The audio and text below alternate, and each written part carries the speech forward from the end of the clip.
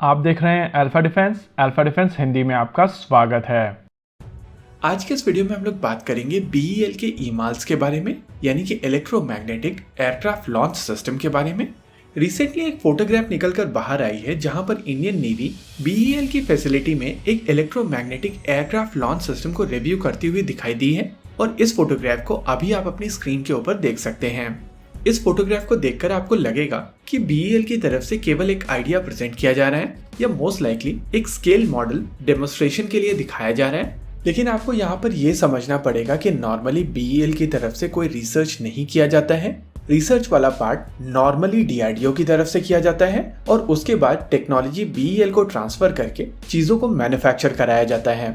हालांकि बीईएल की तरफ से भी रिसर्च की जाती है, लेकिन इतनी एक्सटेंसिव रिसर्च नॉर्मली बीईएल की तरफ से नहीं की जाती है और ये पार्ट हमेशा डीआरडीओ के पास रहता है। और इस फोटोग्राफ को देखकर ऐसा समझ में आ रहा है कि डीआरडीओ की तरफ से ऑलरेडी ये टेक्नोलॉजी कॉन्सेप्चुअली प्रूव की जा चुकी है और इसकी मैन्युफैक्चरिंग के लिए अब बीईएल को एंगेज किया गया है। देखिए, ये चीज क्लियर है कि इंडियन नेवी की तरफ से जो तीसरा एयरक्राफ्ट कैरियर बनाया जाएगा वो फ्लैट टॉप एयरक्राफ्ट कैरियर होगा, यानी कि उसमें स्की जंप का प्रयोग नहीं किया जाएगा और एयरक्राफ्ट्स को लॉन्च करने के लिए कैटापल्ट का प्रयोग किया जाएगा। हिस्टोरिकली कैटापल्ट दो प्रकार के रहे हैं।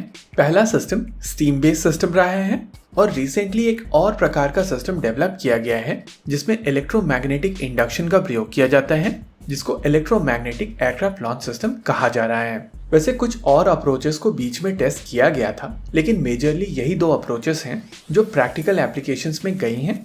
यूनाइटेड स्टेट्स ऑफ अमेरिका के कैटोबार टाइप के aircraft carrier historically steam Catapult का प्रयोग करते आए हैं, चाहे वो किटी हॉक क्लास हो, एंटरप्राइज क्लास हो या फिर निमित्ज क्लास हो। लेकिन रिसेंटली बनाए गए जेराल्ड फोर्ड क्लास में ईमाल्स का प्रयोग किया गया है। शुरुआती दौर में माना जा रहा था कि ईमाल्स इतने ज्यादा रिलायबल नहीं होंगे, लेकिन समय के साथ साथ ये चीज प्रूव हो चुकी है कि ईमाल्स काफी इफेक्टिव रहे हैं और अब शायद United states of America steam Catapult की तरफ नहीं जाएगा। चाइनीज टाइप 003 एयरक्राफ्ट कैरियर में भी ईमाल्स का ही प्रयोग किया जाएगा।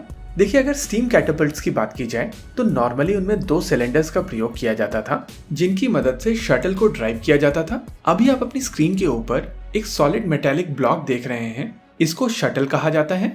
शटल को लॉन्च बार के साथ में कनेक्ट किया जाता है जो एयरक्राफ्ट के लैंडिंग गियर को होल्ड करता है, लेकिन इसके पीछे ही एक होल्ड बैक बार होता है जो इस एयरक्राफ्ट को पीछे होल्ड करके रखता है जितनी देर में पूरा प्रेशर बन जाता है और फिर एक बार जब होल्ड बार को हटा दिया जाता है तो शटल की मदद से ये एयरक्राफ्ट को गुलैल की तरह कैटापल्ट कर देता है। ईमाल्स में भी इसी तरीके की मैकेनिज्म का प्रयोग किया जाता है, बस फर्क इतना है कि ईमाल्स में स्टीम कैटापल्ट की तरह स्टीम का प्रयोग नहीं किया जाता है बल्कि इलेक्ट्रोमैग्नेटिक इंडक्शन का प्रयोग किया जाता है। अगर आप साइंस स्टूडेंट हैं तो आपने फिजिक्स में लीनियर इंडक्शन मोटर जरूर पढ़ा होगा, लेकिन अगर आप साइंस स्टूडेंट नहीं हैं तो आपके लिए ये इन्फॉर्मेशन हम लोग और ज्यादा ओवर सिंप्लीफाई कर देते हैं। नॉर्मली एक मोटर सर्कुलर मोशन में घूमती है, लेकिन लीनियर इंडक्शन मोटर एक लाइन में चलती है और इस तरीके की मोटर्स का प्रयोग कैटापल्ट लॉन्च सिस्टम जैसी एप्लीकेशंस में काफी आसानी से किया जा सकता है। इलेक्ट्रोमैग्नेटिक एयरक्राफ्ट लॉन्च सिस्टम्स में लीनियर इंडक्शन मोटर्स का ही प्रयोग किया जाता है और इस तरीके की अप्रोच के कारण ये और भी ज्यादा हैवी एयरक्राफ्ट्स को काफी आसानी से लॉन्च कर सकते हैं। आईएनएस विशाल के लिए initially United states of America की तरफ से अपने ईमाल्स को भारत को ऑफर किया गया था और इस सिस्टम को लेकर जनरल एटॉमिक्स के साथ में कल्याणी डिफेंस का ऑलरेडी एक एमओयू साइन हो चुका है।